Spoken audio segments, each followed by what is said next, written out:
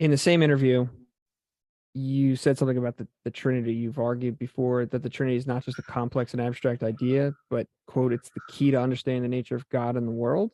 I'm paraphrasing Well, part of for that at the Christian end. thought, yeah. I want to go back to the beginning part of our conversation where we were sort of delineating between understanding and experiencing. Do Uh, you think understanding is even that important? If the Trinity is the key to that, it sounds like you would grant primacy to the experience. yeah. So I Right. guess No, my question I is, what is the utility of meditating that Trinity if the experience is, and I hope I'm not sounding combative there. Um, I'm wondering what the utility of that meditation would be in the face of experience. well, if it's just an abstract, uh, just an abstract belief without being grounded in or without illuminating experience, then it's meaningless. Hmm. It's just like, again, it's you're just reciting a creed or a catechism without having any actual apprehension of it as saying anything true.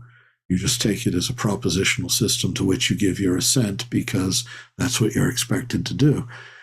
What I meant, I don't know what interview you're talking about, but because I've done so many, but within Christian thought, yeah, the notion of the Trinity isn't one of those. It's like it's not a negotiable thing. You can't step back from. I mean, Unitarianism is not actually a form of Christianity in the classical sense. It might be a devotion to Christ. Don't get me wrong. So a different Christianity, but Hmm. within this tradition of thought, there's a whole metaphysics there. There's a notion that there's a reason that which it tells you that God can really be manifest in a man, fully present, because the structure of divine reality is always already this depth of the divine, this paternal depth, as it's called in the tradition, always fully expressing itself to itself in an eternal logos and knowing and enjoying itself and pouring itself out as living spirit, as the spirit. It's not a notion of three guys in heaven who got together and said, let's be God. It's one God, but these three modalities are the way in which that which is infinitely full in itself is also infinitely expressive and self-outpouring and draws all to itself. I mean, this is a total vision of reality that it explains creation. Creation too is an outpouring of this from the logos. Everything is in some sense fixed in this logic of who God is. God is the transcendent, unknown God, but not in a way that, far from being absolutely inaccessible, is also fully poured out in the total manifestation of the Son, and in the way in which that is reflected in each and every creature as a different, as it were, facet of this infinite Hmm.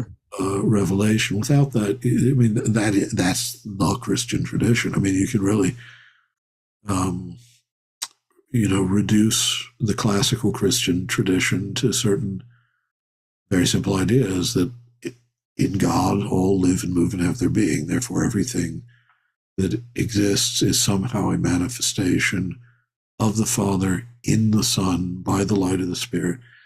That God becomes human, that humans might become God, or that creation should be deified, and that there's that what we are in the ground of our being doesn't come from us. Both our essence and our existence are divine emanations or gifts. These are this is the grammar of the Christian way of understanding God, and it's not without it. The tradition is just, well, there is no tradition, and there's no intellectual tradition as well as no spiritual tradition. There's just again something like that fundamentalism we were talking about, just adherence to something that has no rational, that casts no rational light on experience or gives it no grammar for interpretation. It reminds me at once of the premise, at least how I understand it, of your book, You Are Gods. But then also that I think there's that line in is it the Upanishads what is the line? It's you are that or something like that. Twat tam asi, tat tvam asi. I said that backwards. And in fact, if you know, the thing about Indo-European tongues is tat, that. It's the same word. Tvam, you, tu, toi, tvam, tuam. In the accused, it sounds like asi, es, est, So you can see it. Thou art that. That thou art is frankly how. That's from the Chandogya Upanishad. Sorry. No, so go on. And so you said that sort of this is. It sounded almost as if you were sort of understanding the Trinity as something of like a grammar of understanding the world, and that might be way too shorthand, but well, it's what I just said. So you sort of said that's the Christian tradition, and yet it reminds me of so many other religions. When I hear personal, I just immediately assume people think. Well, let's just say if you're talking about the fullness of act has to include the fullness of every perfection of agency, and that would include personality, right? But I'd have to really write that down. Well, I mean, it can't. I mean, if personality is a kind of perfection, which it is, because it's the ground of relation with others. It's the ground of the ability to love and be loved and to enter into communion with others. Then that has to have its supreme. It would have to have its supreme realization in God, although in a transcendent mode, far beyond the understanding of finite persons. Right?